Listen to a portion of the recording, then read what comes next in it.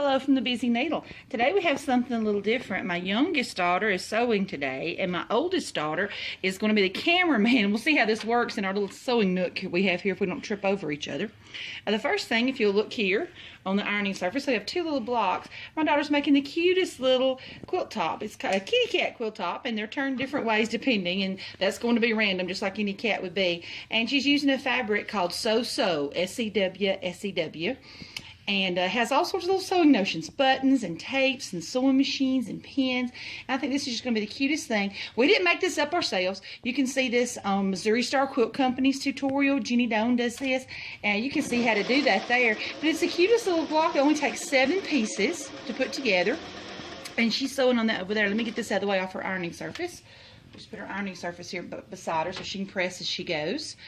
She is 11, almost 12, and she's made of several quilt tops already. She's a sewing machine girl. She loves to sew. This machine, if you can kind of get the camera on it, I have a tutorial on this machine. It's a 401. This is hers. My mom bought it for her. There's 2 of these kind of machines in my house. This one's named Tobias, I believe. That's correct. And she loves to use it. She says it's fun to use because she likes the sound. And the other reason this machine's always very fun to use is this machine works. If it has a thimble, if it has a bobbin in it and it's got everything in it, it just sews along very pretty. She doesn't even have to use leaders and enders. I always use a leader and ender. I need to do a video on what that is, but it never sucks fabric down the rabbit hole. Excuse me. And she really loves to use it. Now what she's using her foot, let me show you here. I've got one, if you can see it. Can you see that on the camera, baby? This is what's called a patchwork foot or a piecing foot, and you notice it has a little blade. So if your needles go in middle position, in center position, in the hole, to this blade is exactly 1/4 inch. And that makes it really easy to get that good 1/4 inch seam without having to think about it. You've got your own little blade to guide it, and that works out really well. Now we're going to just let her sew some and let it run kind of fast so you can see what goes on here when she puts this together. How simple it is for her because she likes to run the sewing machine. So, let's go. Yeah, she's got her pressing surface close by. She can do her pressing. This has got a snowball. You trim it off. She's making the earpiece right there. There's his ears. There's his ears.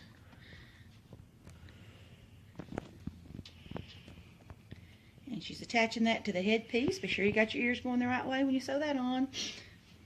We know about that mistake, don't we, baby?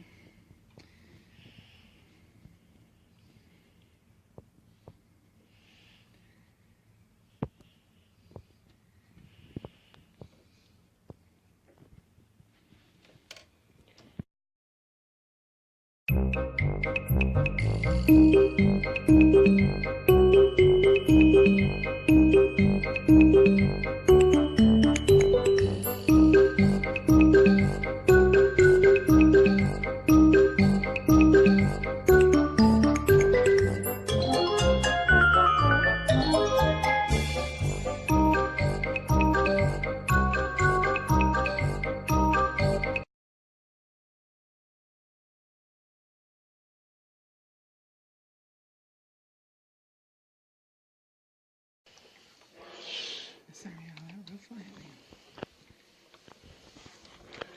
Look at that. You press nice and flat. Okay. And another tip, she gets several ready, cut out and marked ready, and puts them together, each block, and puts it together with a clothespin. Then she can do the fun parts, run the machine. That's her favorite part.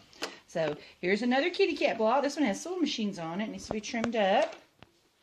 I thought I'd just show you a young person sewing for a change. And have a blessed day from the Busy Needle.